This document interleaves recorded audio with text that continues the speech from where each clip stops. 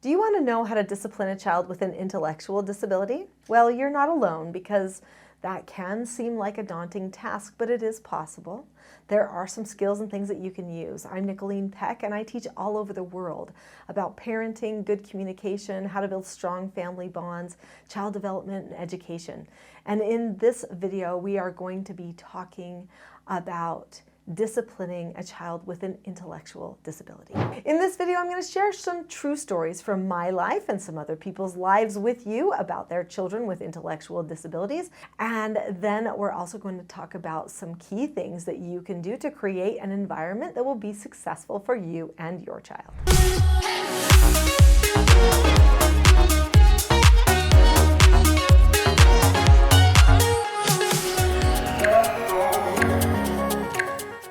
So I raised 4 children of my own. They're all adults now.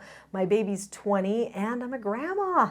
I've got grandchildren happening now, which is super fun. But for many years, I also did therapeutic treatment care for troubled teens. So they were foster children, they were in the system, and I was going to do therapeutic treatment care for them in my home. So youth between the ages of 12 and 18 came to live in our home. We did this for many years.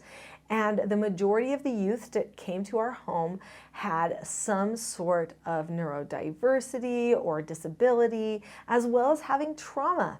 And so we had to create a system of teaching all of them at the same time, as well as working with our own biological children that would work for everyone. And so we came up with what we call teaching self-government. And that's the name of this channel, the name of my website, the podcast, everything is teaching self-government.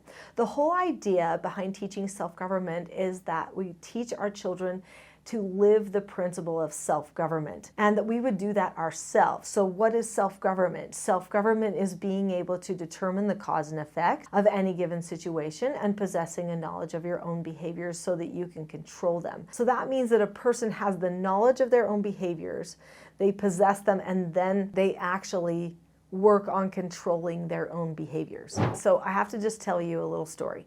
Now this one isn't from my life, but this is actually from a show. It's on Netflix. It's called Love on the Spectrum. Darling show about people on the spectrum looking for love and for, you know, that adult lifestyle that they're hoping for. Anyway, there was a girl on there, and she has a tendency to, you know, do a lot of big movements with her arms and with her legs, and she just has a lot of kind of uncontrollable movements that she has. Someone said to her, so what is that? What's going on? And she's like, it's a disability, okay? It's my disability.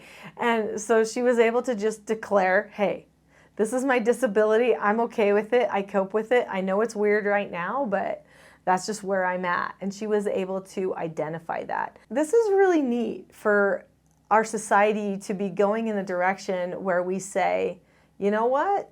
We don't need to be afraid of a disability. We just need to know what it is and how to deal with it and what to do next when we know that we have it. So there are many people who struggle with disabilities, and I know that their parents want to teach them the right way, stop them from doing things that can be destructive or harmful to them or to other people, but also want to help them live normal lives, if at all possible, or as close to normal as they can. And this can be a little bit difficult, especially when the disability is an intellectual disability. There's a good friend of mine, her name's Kelly, and she has a daughter who has Down syndrome. Her daughter is darling. Oh my goodness, such a sweetheart. And she has had some struggles with, you know, verbal abilities and some processing and stuff like that. But what she found was that if she could keep everything predictable, her daughter could learn all the things that she needed to communicate, and that if she was completely predictable, she could also discipline her daughter without tantrums and without having problems. My friend said to me, Nicholeen, your teaching self-government skills are the perfect thing for my daughter with Down syndrome. I thought she was just going to be more wild and that I was going to have to deal with that for her whole life, and that she would be frustrated because people wouldn't treat her right. I found that because of the predictability in these skills because she knows every word I'm going to say. She knows every word she's going to say. She can be prompted and not feel like it's anything that's controlling because she knows what it is ahead of time. Because of all of that, she is able to be in control. And that's why she's as sweet as she is and why she gets along socially so well with other people despite her disabilities. And so she really was crediting teaching self-government for that. Now, the foster children I took into my home had similar situations happen. The predictability of the skills that they were taught with teaching self-government made all the difference in their ability to embrace changing some of their behaviors, to accept some of their consequences, to work on themselves. Each person, even a person who has an intellectual disability, can continually examine themselves and work on themselves. It's like a gift that we all have. And we all can choose to be different too. That's also a gift. Remember that it doesn't matter what intellectual level a person is at, whether they are a baby or whether their level is really, really high, every person is able to choose and to act and to think and to change their thoughts and to change their hearts and to desire to be something different. Every single person. So what do parents need to do? They need to have predictable, deliberate, calm communication. And if you need help with your calmness, we'll help you with that at the end of this video. So if you've already subscribed to this channel, then you know there are lots of videos on here related to the 4 basic skills of self-government and training people to take responsibility for themselves. When someone has an intellectual disability, it's really tempting to not think that they should be able to take full responsibility for themselves because their thought patterns are different and maybe more immature. I know that originally when I started doing treatment foster care for troubled children that would come to my home, some of them having disabilities, I wondered if I could expect them to be able to follow instructions or to accept no answers. And I was a little worried about it. And I had a coach, a consultant at the time, and she told me, Nicholeen, you can. They can learn this. Don't worry, they can get this. And I was like, okay. And you know what? I just trusted her and I went for it, and sure enough, she was right. I didn't need to baby them or coddle them or give them free passes. I just needed to be patient and do a lot of extra teaching because it does take a little bit more words, a little bit more teaching. Not lectures or anything, just consistency of using the same words again and again. And they made incredible progress. In fact, so much so that that's why we were referred to the BBC in 2009 to make the BBC documentary, The World's Strictest Parents, because people were amazed at the success that all of these treatment children had when they came to our home. So it is possible. And you need to be predictable. So what types of things do you want to teach? You want to teach them the 4 basic skills of self-government.